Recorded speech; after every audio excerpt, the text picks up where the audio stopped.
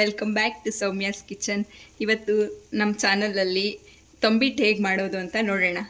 ಅದಕ್ಕೆ ಬೇಕಾಗಿರುವ ಸಾಮಗ್ರಿಗಳು 2 ಕಪ್ ಕಡಲೆ ಬೀಜ, ಹುರಿದಿಟ್ಕೊಂಡಿರೋಂಥ ಕಡಲೆ ಬೀಜ, ಆಮೇಲೆ ಒಂದು 2 ಕಪ್ಪು ಕಡಲೆ, 2 ಕಪ್ಪು ಒಣ ಕೊಬ್ಬರಿ. ಇದು ಅಕ್ಕಿನ ಹುರಿದ್ಬಿಟ್ಟು ಚೆನ್ನಾಗಿ ಅದು ಕೆಂಪುಗಾಗೋ ಬಣ್ಣ ಬರೋವರೆಗೂ ಹುರಿದ್ಬಿಟ್ಟು ಇದನ್ನು ಮಿಷಿನಿಗೆ ಹಾಕಿಸಿ ತೆಗೆದಿಟ್ಕೊಂಡಿರೋಂಥ ಅಕ್ಕಿ ಹಿಟ್ಟಿದು. ಈ ಅಕ್ಕಿ ಹಿಟ್ಟು ಅದನ್ನು 2 ಕಪ್ ಬೇಕು. ಆಮೇಲೆ ಒಂದು 5 ಏಲಕ್ಕಿ. ಇವೆಲ್ಲನೂ ಮಿಕ್ಸಿ ಜಾರಿಗೆ ಹಾಕಿ ತರ್ತರಿಯಾಗಿ ರುಬ್ಕೊಳ್ಳೋಣ. ಇದು ತರ್ತರಿಯಾಗಿ ರುಬ್ಕೊಂಡಿರೋವಂಥ ಮಿಶ್ರಣ ಈ ಥರ ಇರುತ್ತೆ. ಈ ಥರ ಹಿಂಗೆ ರೆಡಿಯಾಗಿರುತ್ತೆ. ಈ ಥರ ಕನ್ಸಿಸ್ಟೆನ್ಸಿಯಲ್ಲಿ ರೆಡಿ ಮಾಡ್ಕೋಬೇಕು ನಾವು. ಆಮೇಲೆ ಇದಕ್ಕೆ ಒಂದು 2 ಕಪ್ ಆಗೋಷ್ಟು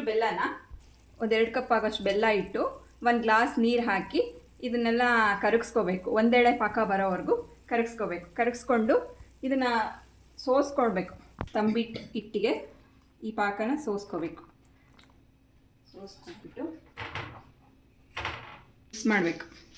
ಬೆಲ್ಲದ ಪಾಕದ ಜೊತೆಗೆ ಈ ಹಿಟ್ಟನ್ನ ಮಿಕ್ಸ್ ಮಾಡಿ ಸ್ವಲ್ಪ ತುಪ್ಪ ಹಾಕ್ಕೊಂಡು ಉಂಡೆ ಕಟ್ಕೋಬೇಕು.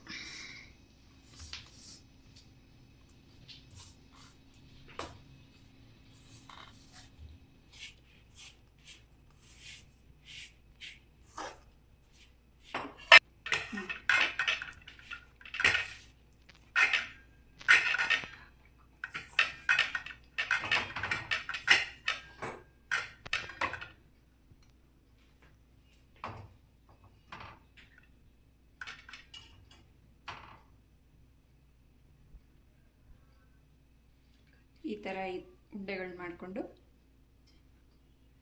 ರೆಡಿ ಮಾಡಿ ಇಡೋದು.